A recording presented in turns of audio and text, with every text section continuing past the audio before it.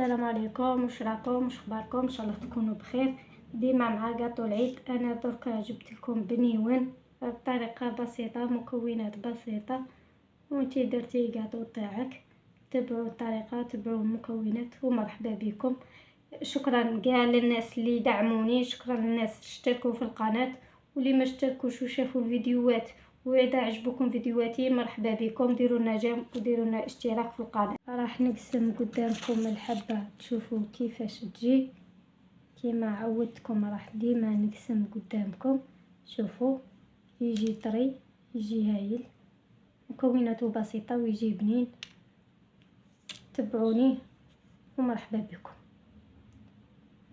المكونات نتاع البنيون تاعي، انا درت 2 بايض تاع كاطو بدوق الشيكولا. شريت 2 بايض كاطو ورحيتهم.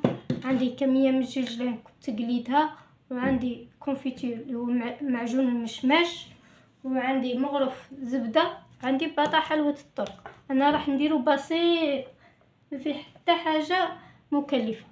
انا راح نستعمل هاد الليمون تاع السيليكون، راح نستعملهم، وانتم استعملوا المول اللي عندكم. هاي نمشوا لطريقه التحضير. البنيون تاعنا ساهل، ما فيه والو. راح نديرو الكميه نتاع الكاطو هكا، نديرو فيها الجلجلان اللي كنا قليناه من قبل، ندير فيه حلوة الترك بهذه الطريقة. بنيون كل واحد واش يحب يدير فيه. اهو كاين اللي ما يصلح لهمش الكاطو ولا يتحرق شويه ولا يجي يابس شويه تاني، تقدروا ترحوه تخدموا به. هاو لكم بهذه الطريقه.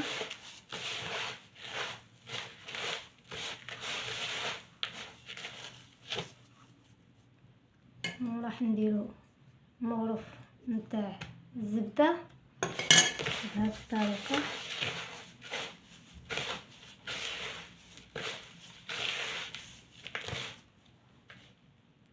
خلطنا هذاك الكاطو الجلجلان الزبده بهذه الطريقه، ندخلهم مليح في بعضهم. راح نديرو المعجون تاعنا بهذه الطريقه ثاني. الليمون العجين تاعنا ما لازمش يكون جاري بزاف، ما لازمش يكون ناشف. هذه المره درت مكونات بسيطه، واللي يحب يدير حاجه اخرى مكونات اخرى ديروا واش تحبوا. ديروا مكسرات، ديروا نوتيلا، ديروا كراميل. بعد ما دخلنا كامل المكونات ويعود يتحكم معنا بهذه الطريقه باش نقدروا نشكلوه بهذه الطريقه، نروحوا نجيبوا الشيكولا تاعنا باه نديروها في المول. انا رجعت لكم بعد ما درنا الشيكولا تاعنا، نشفت في الفريجيدير ويبست خلاص. رجعت بهذه الطريقه. نجيبوا دركا الحشو تاعنا ونعمروا الكاطو تاعنا بهذه الطريقه هاك. نسقموه في غرضنا بهذه الطريقه. اللي يحب يدير بالمغرف يدير هاك. نسقموا الحشو تاعنا بهذه الطريقه.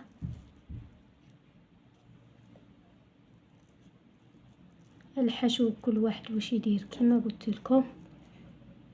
تقدروا ديروا حتى الكاطو اللي ما يجيكمش الشكل تاعو مليح ولا ترحوه ما يصدقش الكاطو في العيد، نرحوه ونخدموا به بنين كما هكا بهذه الطريقه. نجيبوا المول هذا ثاني نخدموا فيه. اللي يخدم بالمغرف يخدم بالمغرف، انا ندير بيديا بهذه الطريقه.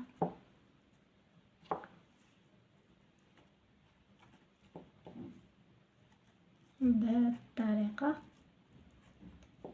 انا في العيد هاك راني درت وصفات سهله وبسيطه، مكونات بسيطه، على بالي رمضان تصرفوا فيه بزاف ومن بعد قش العيد وزيد ثاني كاطو تاع العيد.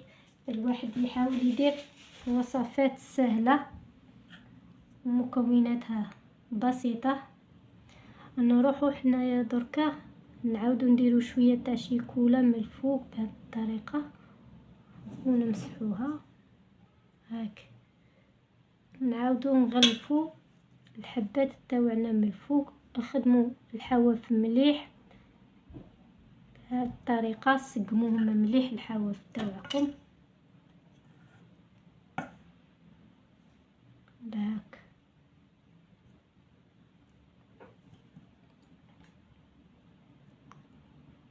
نديرو هذه الطريقة كيما هاك.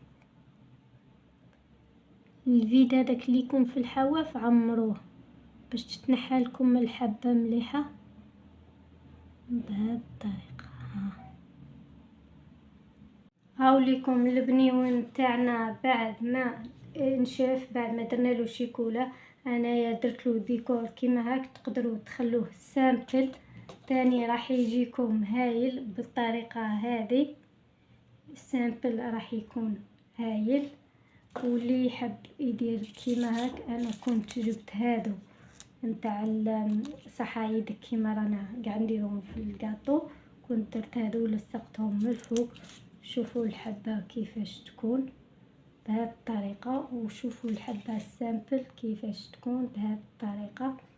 يعني في زوج املاح، تحبوا ديروا كيما هاك تحبوا تخلوه سامبل راح يجي هايل.